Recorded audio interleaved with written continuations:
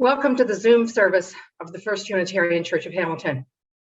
My name is Barbara Wallace, and this year I'm the president of the congregation, and today I am your service leader.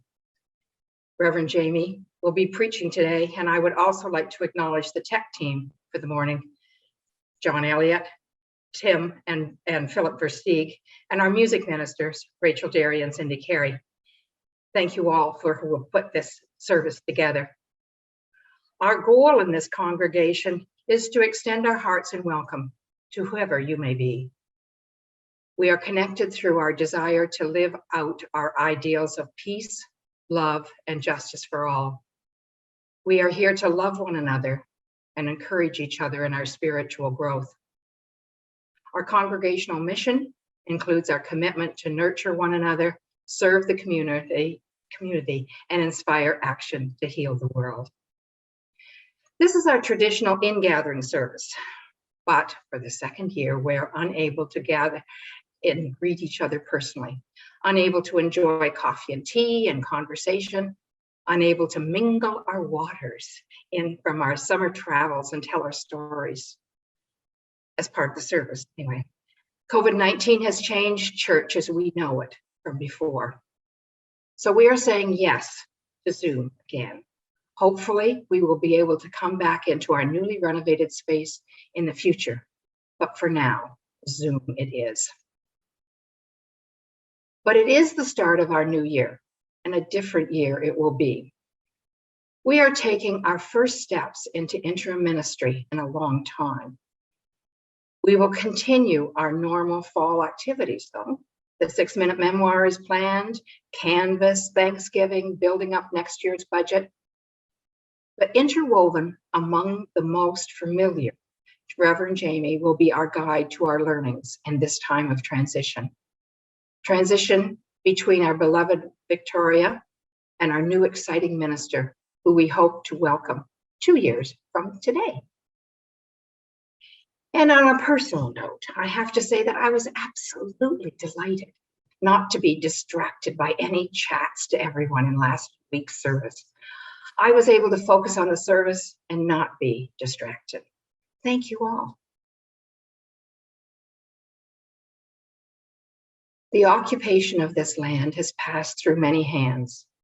We are only its temporary stewards. We acknowledge the ancestors who cared for this place and strive to protect it for future generations. Our call to worship this week, River Call by Manish K. Marish Marzati. Between rocking the boat and sitting down, between stirring things up and peacefully going along, we find ourselves here, in community, each called from many different places and on many different journeys and many different life paths. Onto this river road, some are here because the rocking of the boat has been too much tumult, too much uncertainty, too much pain. Some are here with questions about where the boat is going, how best to steer it, where this journey ends. Others are here as lovers of the journey, lovers of life itself, here in front, beside, behind, each a passenger, each a captain, doing the best we can. Rest here in your boat with me, the river calls. Listen to how I flow, the sound of life coursing all around you. Let the current hold you. Let the current guide you. The river that gently flows through your soul whispers, "Come, let us worship." As I light my candle today, will you say these words with us that we generally say? May this flame be our light of friendship.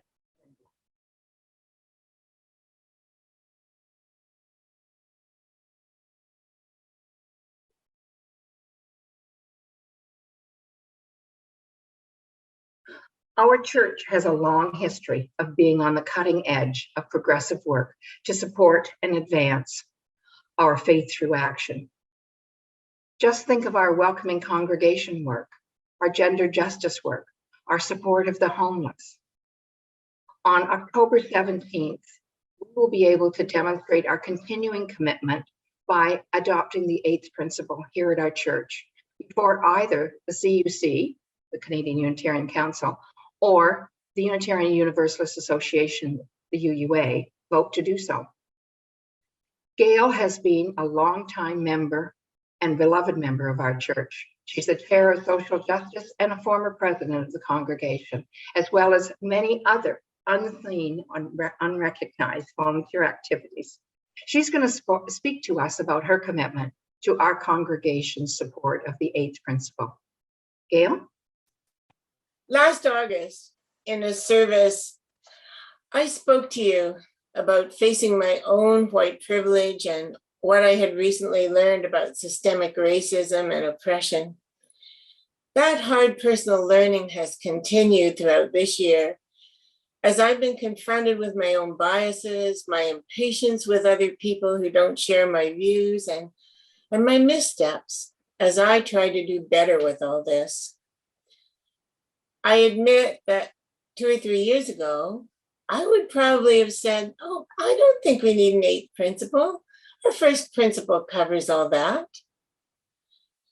The events and information I've been faced with over the past 2 years have opened my eyes to why I need my faith to hold me accountable for being better and doing better when it comes to racism and other oppressions. As Unitarian Universalists, we call ourselves a liberal faith. In fact, it's written on our own church banner. We say that revelation is not sealed. We pride ourselves on being open. Our church vision statement says our doors open to the lightest touch. I contend that if we are not holding ourselves accountable as individuals and a congregation in this community to dismantle racism and other oppressions, we aren't living our other 7 principles. As Barb says, I'm part of the congregation's social justice team. From that perspective, what's the meaning of the 2 words social and justice? If they are not a call for action to creating a more just society, what are they? And if not now, when? Having said all that, I understand that change is hard. And getting the words right is one of the most contentious things that UUs ever face. And for some, this has come too quickly and not in the usual procedural ways. And I ask of you what I ask of myself, to listen, to have patience, and to try and understand why the essence of this 8th principle is so important to people of color and others who have not had the privilege that I, in much of my life, have not until now understood and sadly have taken for granted. Thank you. Number 361, enter, rejoice, and come in.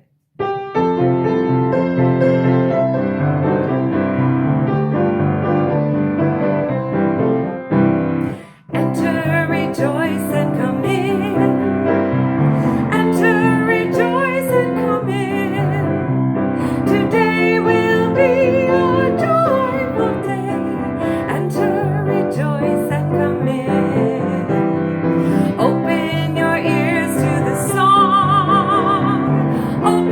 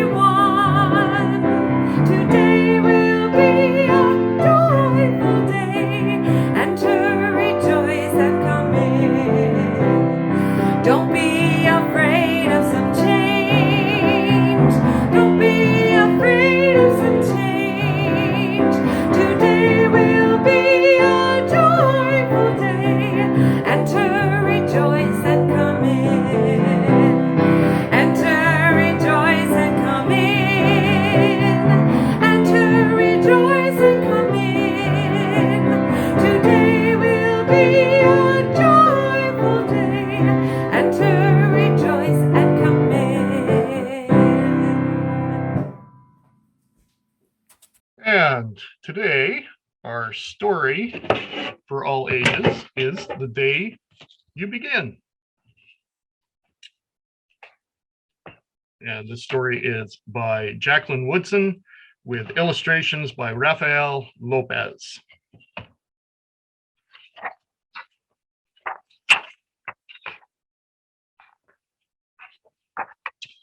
There will be times when you walk into a room and no one there is quite like you.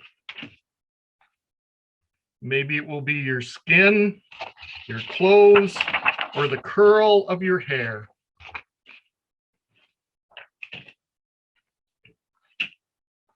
There will be times when no one understands the way words curl from your mouth, the beautiful language of the country you left behind. My name is Rigoberto. We just moved here from Venezuela. And because they don't understand, the classroom will fill with laughter until the teacher quiets everyone. Rigoberto from Venezuela.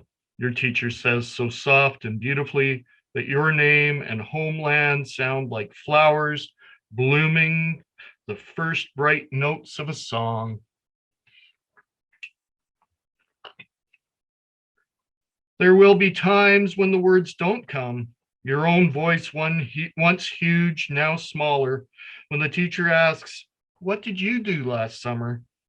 "We went to France," Chayla says. "These shells came from a beach in Maine." A boy named Jonathan holds out a jar filled with tiny shells so fragile they look like they'll turn to dust in your own untraveled hands. My whole family went to India, Spain, South Carolina. Each souvenir a small triumph of a journey, their travels going on and on.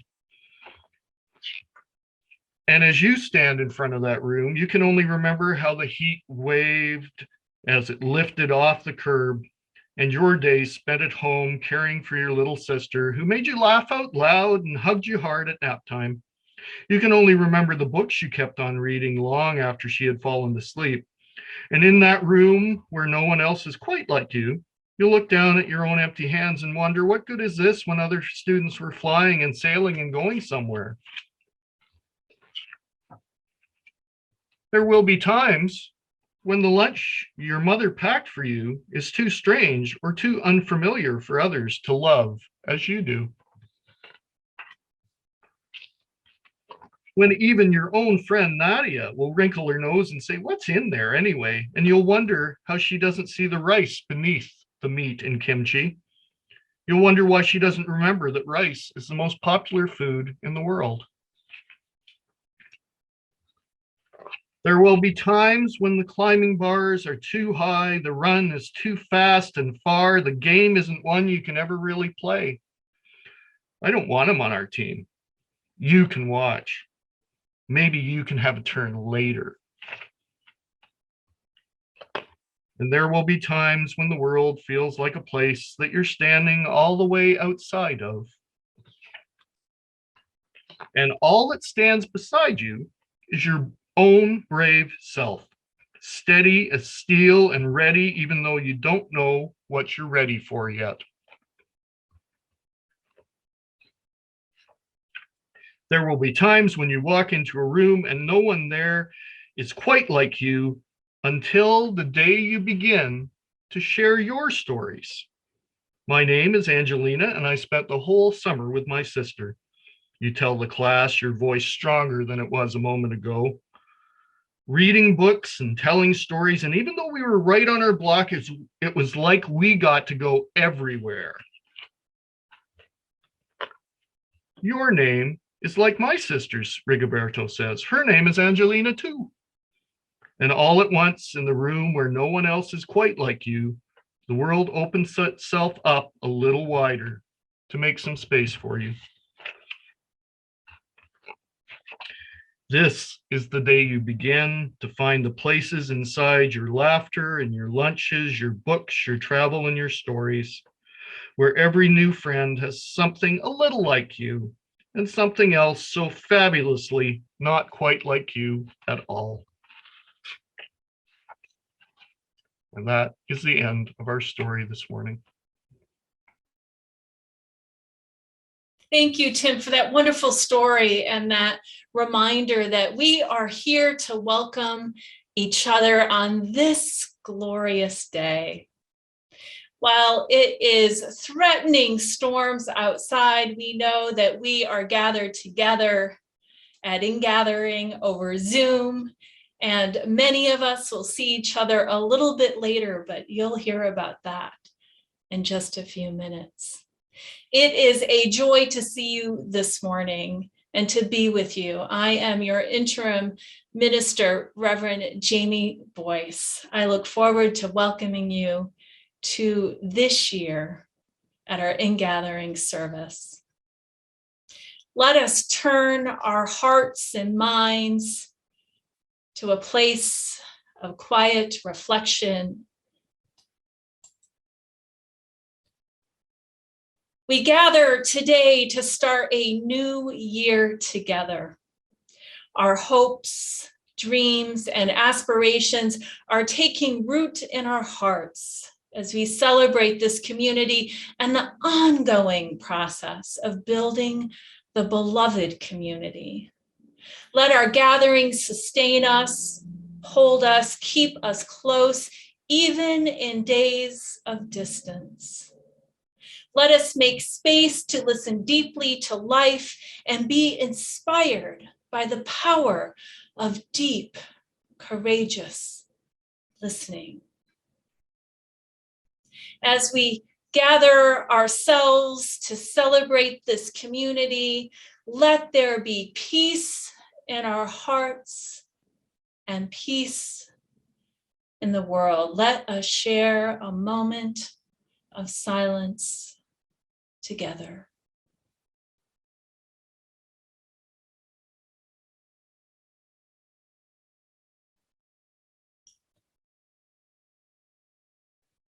Blessed be.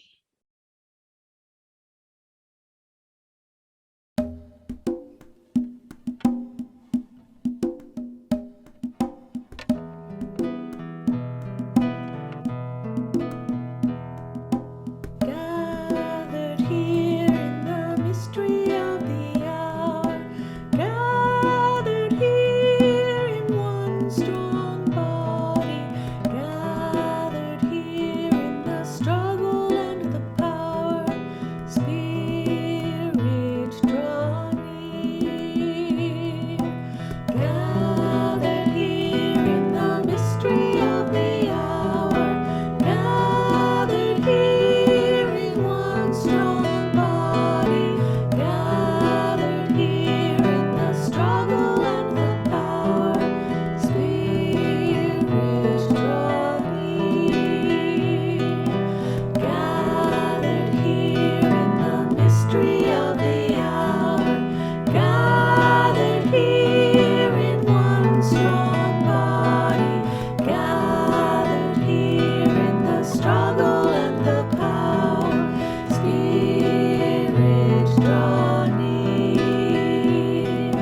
Gathered here in the mystery of the hour, gathered here in one strong body, gathered here in the struggle and the power, Spirit draw near.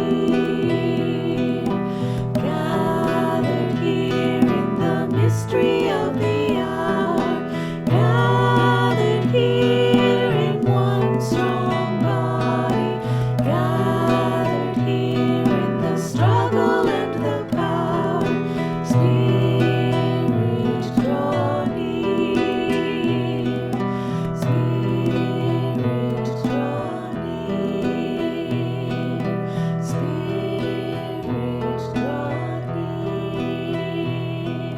Spirit draw near.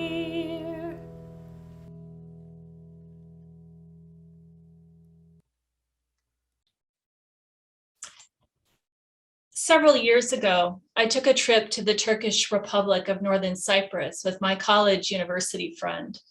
Her family had immigrated to Vancouver during the Turkish-Greek conflict in 1974, and her grandmother remained on the island. She had a house just outside Lefkosia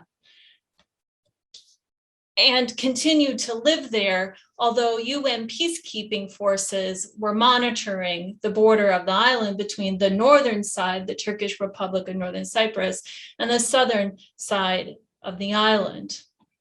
On my first visit to Cyprus, I was overwhelmed by the presence of so much water. Perched in the middle of the Mediterranean, it's half a day's drive from one side of the island to the other. And the water is everywhere. The nooks and crannies of water are everywhere. It's hot and it's dry, and orange trees flourish across the landscape. When I got to her house, and it was just another ordinary hot day, she offered me this large glass of water and explained, when you drink the water of the island, you will always return for more. It was hot and I was thirsty, and I drank several glasses of that cool water. And I did return to Northern Cyprus several times. Over the years, I've reflected on this blessing, this water communion that occurred in Lefkosia many years ago, even before I knew myself as a Unitarian Universalist. And I notice how complicated Grandma's message really was, and it has haunted me all these years. For those Cypriots who died in the war or who left the island fleeing the violence, there was never a return home to drink the water. This simple glass of water poured from the tap was drawn from a well of history, tragedy, death, hope, love, loss, and dreams for the future.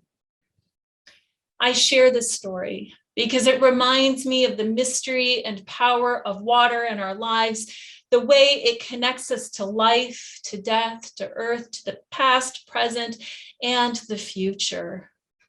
And of course, this precarious nature of change.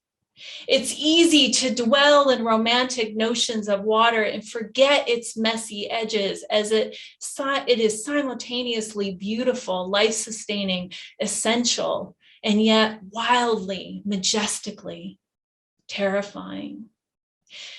In the middle of winter, we have good reason to fear the ice under our feet. And in summer, the undertow of lakes, seas, and oceans can pull us away from safety, from the safety of the shore.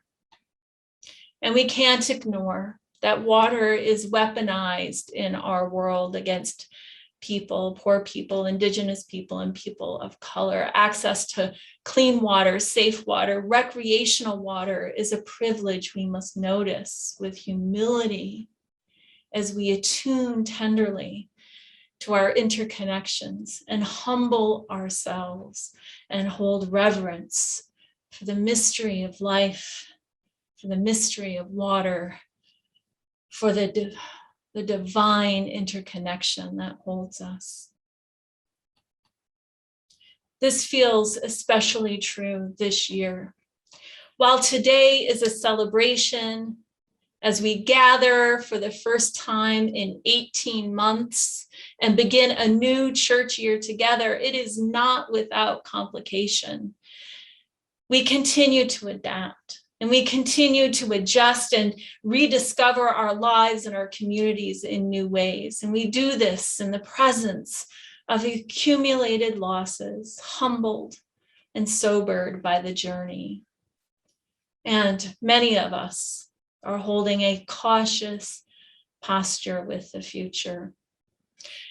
Our annual water communion is celebrated as a symbol of our collective lives and all that we bring to the building of this community and the building of the beloved community. We bring all of ourselves and affirm and celebrate the fullness of our beings in individual and collective magnificence, imperfect and changeable, calm and tumultuous, beautiful and stormy, just like this precarious day today. Poet Raymond Carver has a beautiful poem about the rivers and streams he bears witness to in his life. This poem, where water comes together with all other water, is so beautiful as it tracks the flows and questions the mystery of rivers and streams. He writes, "I love creeks and the music they make, and rills and glades and meadows before they have a chance to become creeks. I may even love them best of all for their secrecy.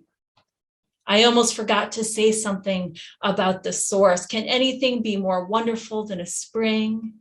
But the big streams have my heart too.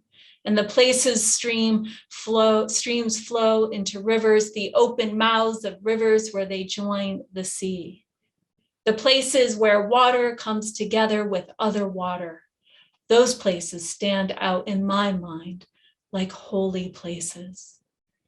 But these coastal rivers, I love them the way some men love horses or glamorous women. I have a thing for this cold, swift water. Just looking at it makes my blood run and my skin tingle. I could sit and watch these rivers for hours, not one of them like any other. I'm 45 years old today. Would anyone believe it if I said I was once 35? My heart empty and sere at 35. 5 more years had to pass before it began to flow again. I'll take all the time I please this afternoon before leaving my place alongside this river. It pleases me loving rivers, loving them all the way back to their source, loving everything that increases me.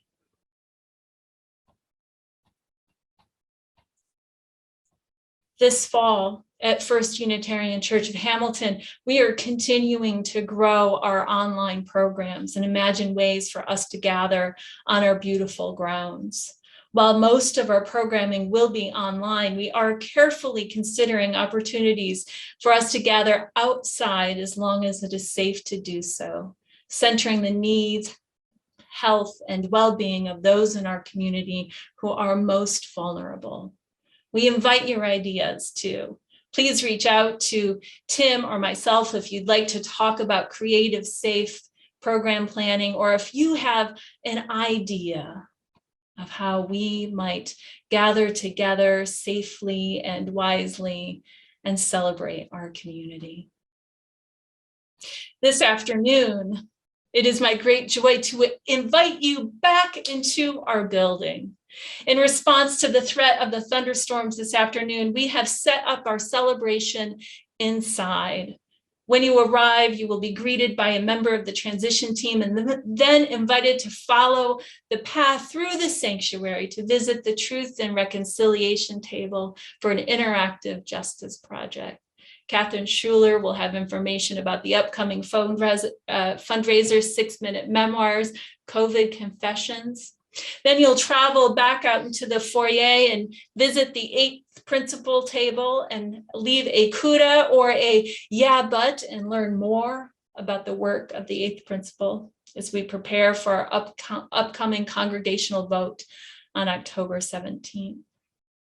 Then you'll stop by Water Communion, and I will greet you and welcome you and receive your contribution to our water, which will bless our community in the days ahead. Don't forget to bring a little bit of water. In Fellowship Hall, it will be a one-way track into Fellowship Hall. There you can sign up for chalice circles, have your backpack or a briefcase blessed by our religious educator, Tim Versteeg, and you will also be able to learn more about our social justice work. Housing, Eva Rothwell, and the welcoming congregation are core focus areas. Finally, weather permitting, you are invited to go on a tour of one of our Carolinian gardens and relax and find nourishment in an abbreviated mini tour, just a taste of our wonderful grounds here. We hope that you will join us, and we recognize that not everybody is ready to reconvene. I honor that choice. We are asking everyone to wear a mask, to honor social distance, and to respect the culture of consent we privilege in our spaces. For some of us, social situations will only be safe when COVID is clearly and reliably under control. Hopefully, that day will be soon. Finally, I invite you, as we hold reverence for the power of water and bring it to our collective spring in our community, to consider, is there something you are ready to release, to start anew? Is there a pain, a fear, a disappointment, or a longing that you are ready to let go of and give to our holy place? Do you have a joy, a dream, a hope that you are ready to claim? Share that in this ritual of community, and know that we hold all of this, our joys, our sorrows, our hard places, our soft places, and our joy and our hope together. We are a community of hope and purpose. Whoever you are, whomever you love, wherever you are in your search for meaning, whatever hardships and sadnesses you hold, you are welcome here. Let us celebrate today. Let us greet each other and welcome each other back home. May it be so.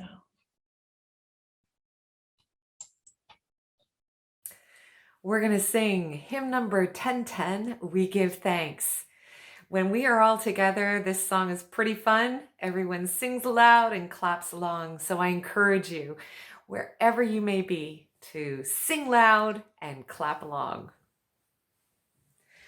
Oh, we give thanks for this precious day, for all gathered here and those far away, for this time we share with love and care. Oh, we give thanks for this precious day. Oh, we give thanks for this precious day, for all gathered here and those far away.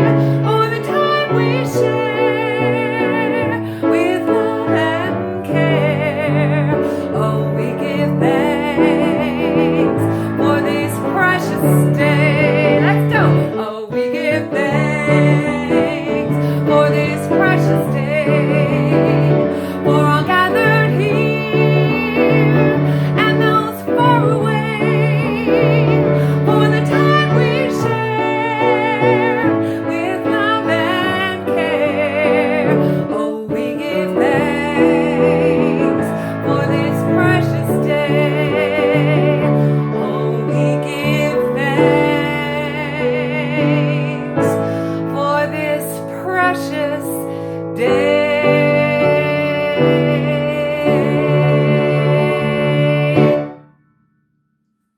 We do indeed give thanks for this precious day. May the power of love that flows like a river between us and among us inspire us and deepen our compassion, our commitment to care for each other and the earth. May we go boldly and bravely into the new year, confident we are never alone. Happy New Year to those celebrating Yom Kippur this week. May your year be blessed. Let us discover joy, kindness, courage in ourselves and the world. May it be so. Amen, and blessed be.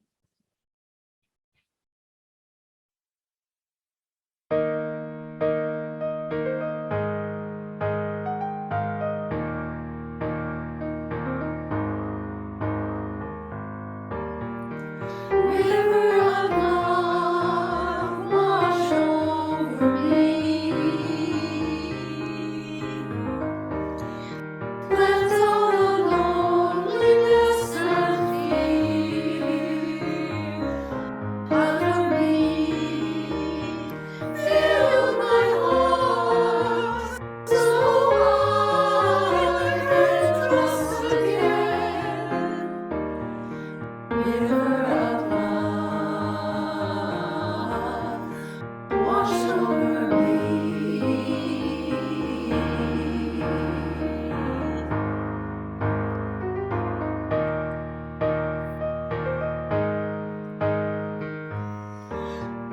River of peace, wash over me, over me.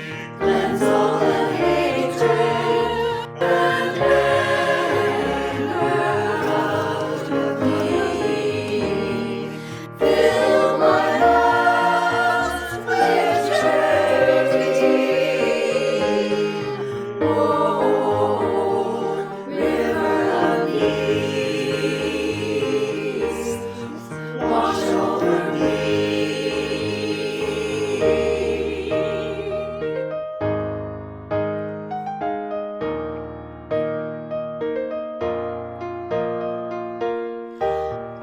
River of light, wash over me, over me. Cleanse all the doubt and darkness out of me. Fill my mind with